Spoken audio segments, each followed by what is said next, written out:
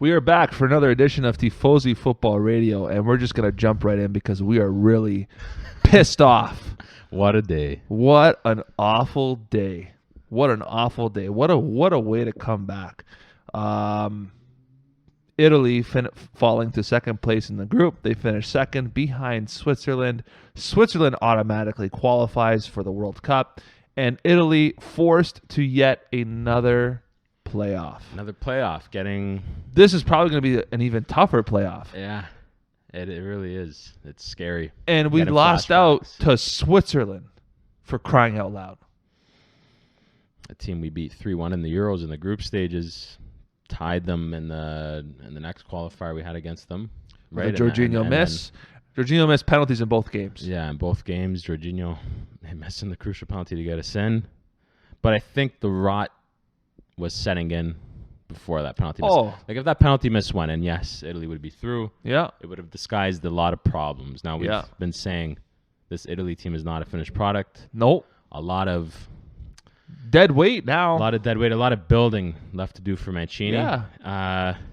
And to be honest, I feel like he hasn't addressed a lot of the problems that were showing in the Azzurri team in the Euros. No. And the big lack is the lack of a number 9, a true number 9. And I don't know how many more opportunities we need to give Andrea Bellotti as a number 2 because he cannot do anything. Anything. He's a very ineffective number 9. Anything. And rather than give another opportunity to who I think is a true number 9 in Gianluca Scamacca, we decided to go with a false 9 today. In Lorenzo Insigne, who shown to be a flop in that position. He's never made it. He's a left winger. A flop in that position and a flop when it comes to the big games. Right? Yeah. The only big game that Lorenzo Insigne has ever showed up to was the game against Belgium. That was it. That's the only one in recent memory, yeah, unfortunately. That's the only one. And then you got one-dimensional Federico Chiesa who only knows one move. It's a cut in and it's a shot from the top of the box. That's all this guy knows how to do. One-dimensional. What warrants this guy to start back-to-back games? I don't know. Let's start. How do we even get to this position? How do we go from Euro champions to now having to go through playoff? Christian, how do we even get to this point? This is typical Italy. For some reason, there is loyalty to the guys that won you the Euro. In that moment in time, they won the Euro. Thank you very much. Time to move on. The best players should be playing. And I thought with all the injuries that this Italian national team had going into this international break, it was actually going to be a breath of fresh air because we were going to have to see some new faces. I mean, one bright spot to me, even though he got taken off, was Sandro Tonali. It was great to see him in there. Great. I'm a bit disappointed, actually, with the guys that were injured. How many guys bowed out of the squad? Now, if I see any of these guys coming into the weekend and playing, I'm going to be very disappointed. Because this is do or die for the Azzurri, and people are walking out of the national team like there's no tomorrow. Yeah. That bothers me. I know a lot of them weren't starters, but it doesn't matter. The depth comes into question. That's number one, my problem. The one person I know who is really hurt is our captain, Lorenzo Pellegrini. Yes, like, he was hurt. He's hobbling back. But like Ciro Immobile, didn't really understand that. Let's see if he comes back miraculously for the weekend. He'll come back. Bastoni too. Yeah. Verratti, if he's playing for PSG. Let's see what happens there. I'm a bit disappointed with that. First and foremost, the amount of injuries, the amount of guys that pulled out of the squad. Number 2 is, you said this before, Italy does have a loyalty problem. We said we should have used the Euro as a platform to build for the World Cup. Yeah. We also said it would almost hinder Italy a little bit if we did win the World Cup because we would stick to these same players and we wouldn't be able to offload them because for whatever reason in Italy, when we get champions, we struggle to let them go. Yeah. Because of loyalty and the myth that's created around these players. Yeah. We got to face the facts. Italy has been useless for the past 10 plus years on the international stage when it comes to World Cups. When it comes to World Cups, we've done nothing since 2006. Euros, we've been a little bit more exceptional, but still hasn't been great. We've been useless up until... Since 2006, we've done nothing. Yeah, we've done absolutely nothing. We've done nothing. Stage. Now we're talking about being on the brink of a second World Cup missing out. Can you imagine that? That would be 4 World Cup cycles where we've been irrelevant. 4 World Cup cycles. So why do we have this problem of we saw the problems with the Azzurri squad. It was nice. I think we caught a lot of neutrals and opponents by surprise with the way the Azzurri came out, controlled games, pressed. It wasn't the typical catenaccio like everyone says Italy's defensive. I think that was a surprise to a lot of people That was a surprise to them, stage. but at the same time, there was something happening that doesn't usually happen, and the midfield was firing. Because if the midfield goes, well, they showed in these past 2 games, if the midfield just starts firing blanks, where are you going to get those goals from? You don't have anybody to get you those dirty goals. And I'm talking about a true number 9 that is a physical presence, that can hold up the ball, that can throw around defenders, that can win balls in the air, that can do all that stuff. We don't have that. I mean, we're getting so desperate to the point where Roberto Mancini is looking at a Lorenzo Luca, I think it's Lorenzo. Serie B, yeah. Yeah, in Serie B from Pisa. And, hey, he's a top scorer. He's going to be a stud one day. But at the end of the day, the guy is playing Serie B football. When did it get to that point? I am more comfortable with them bringing Graziano Pelle out of retirement and giving him a shot because he wasn't so bad when he came to Parma for the last. I know. And what about Mancini's statement saying clubs have to start playing the younger players more in Serie A? I think that's a complete joke of a statement. I do too. Because look at all the young players playing. Exactly, and he calls them up, but he doesn't give them time. Yeah. Because of loyalty. Yeah. It's frustrating. It's frustrating. And I'm sorry, Acerbi's got to go.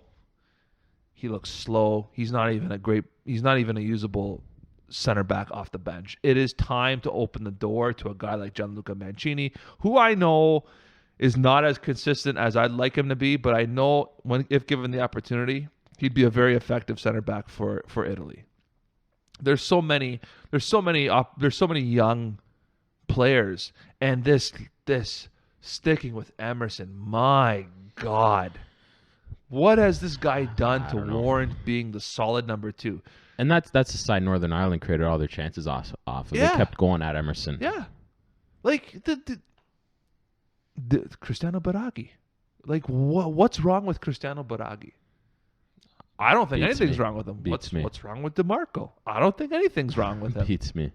I don't think anything's wrong with those guys. I don't understand how you think that Emerson is you as Roberto, and I mean you and Roberto Mancini think that Emerson, aside from Leonardo Spinazzola, is the be-all, end-all the bona fide number 2. Because let me tell you something, even the number 1, Spinazzola, has his deficiencies. He has his deficiencies, but at least his positives cover somewhat those deficiencies. Exactly. Emerson, what Mancini's trying to do is put a like for like substitution into that position. But Emerson's nowhere near Spinazzola's level. No, he's not. So it's you might as well just put something different in that position as opposed to Emerson, because it's a complete downgrade in that spot, and it's a major weakness. Absolutely, it is. For me personally, the blame has to come on Mancini, 110%. I know people are going to say it's a crazy thing to say. No, he won the Euro. Right. He's a legend, but this is all Mancini's doing. This is all his fault. Yeah, he's done this in the past at club teams like Inter. Man City, he cannot take teams to the next level. This is why they've always had other coaches come in to take these teams to the next level. Mancini has this, I don't know what it is, if it's a mental block, if it's his past not being able to play on the international stage and feeling like, oh, I can't let a guy go now because he's having some bad games. I don't know what it is in Mancini's head, but he has to see that at the top level, it comes down to the very fine, minute details, whether you're going to be a champion or a has-been. Yeah. And it comes down to choices. Now, I'm not saying this is the reason why they missed out, but it has to do with these little choices, as in selecting Donnarumma in net. Donnarumma is not sharp in net anymore. Oh, he's rattled. Let's face it, he's rattled. He's mentally not what he was at the Euro. He's not confident. Not confident. He's a backup. He almost got caught out in the Northern Ireland game. Yeah. He made an error. Bonucci saved him twice, and he also made an error in the Switzerland game it was, where he fumbled the ball. Donnarumma is there just because of the past of a Euro performance in the summer. It's little choices like that. The guy's not the top of his game. He's not the best goalie in Italy, but he's getting chosen. He's not playing game in and game out. And he's not. Exactly. How could you choose a guy that's not playing week in, week out to be the number 1 goalie in Italy? One of the most historic traditional superpowers in football, you're choosing a backup goalie to be the number one. Yeah. That right there sets the precedent for the squad. There's no pressure on these guys to be better because they don't have to do anything because they're going to get called back into the squad. Exactly. You said it with Belotti. What has Belotti done to deserve a call-up? Absolutely nothing. And then you got the young guys coming in. The young guys should have been integrated in earlier. Yeah. But they've been integrated in so late, you're putting them in a high-pressure situation like Tonali. He's getting his first start in God knows how long, or a substitution appearance in a high-pressure game where they got to win. And Scamacca gets 10 minutes in a high-pressure game where they have to win. Why are you throwing these guys in this situation? That's just what Gianpiero Ventura did with Jorginho when there were calls throwing Jorginho at the time. It's so silly from Mancini to be doing this. He should have been bleeding these guys in a year ago. He should have been bleeding these guys in. Yeah. He's waited to the last second, which I don't understand, for Scamacca and Tonali to rescue them. I don't understand. And the player selection, yes, it's horrendous. Emerson Palmieri is not there because he doesn't deserve to be there. No. He's there because of God knows what. I couldn't tell you. Same has to be said about Insigne. Yes, he's been having a good campaign against Napoli, but why are you picking him to play center forward position, false nine? What kind of a message does that send to Scamacca and Raspadori, who have been very good this season? Exactly. But Berardi finally started. He didn't get to start in the Switzerland game. Comes on as the best player. He gets to start here. Yeah. Was somewhat creative. Chiesa too. What did Chiesa do? You know what? I know Chiesa is a bit of a frustrating player because he comes in moments. But what does he?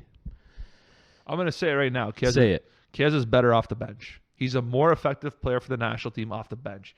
When Chiesa goes at tired legs, he is dangerous. That's when he can do his one-dimensional stuff, where he just has that cut in and shoots outside, just out top of the box. I agree. Insigne, you start the game on the left side and then bring Chiesa on for Insigne because Insigne has no speed. That's it. And then you play Raspadori or Scamacca up top. Yeah. Play a striker. You look at the lineup today. Who was on the field? Okay, we talk about lack of goal scorers in the squad. Where are you going to get a goal from in this team? You have Di Lorenzo in the back. Yes, he scored the goal, but he's not an out-and-out goal scorer. Leonardo Bonucci. Why are we relying on a Di Lorenzo goal? I know. That's the funny thing. Bonucci pops in with goals. I think he's one of the leading goal scorers, actually. I think he has the most goals in this lineup, actually. Why are we relying on a center back? Acerbi's never going to score. Emerson never scores. Sandro Tonali, we don't know if he's a goal scorer. Most likely not. Jorginho never scores goals unless it's a penalty, which doesn't exist anymore. No. But Alla never scores. No, Verratti never scores. Verratti never scores. But in the lineup specifically, Domenico Berardi, he scores, but he's not an out goal scorer. I'd say he's more of a creative player. You can pitch him with a goal every once in a while. Lorenzo Insigne is not a goal scorer, and Chiesa is not a goal scorer. So where the hell are you going to get a goal? Yeah. And this is the team he picks. Where are you going to get a goal against a team that sits the whole team against a team that's going to sit the whole team back? Exactly. Where Mancini, I don't care what he won. You're only as good as your last game. The last game is the Northern Ireland game, and he completely screwed up this entire campaign. They've won two of their last 9. Lithuania and Belgium, and a rubber match that meant nothing. Yeah. That's all they've won. Yeah. And they lost or drawn every other game. Yeah. And it's frustrating.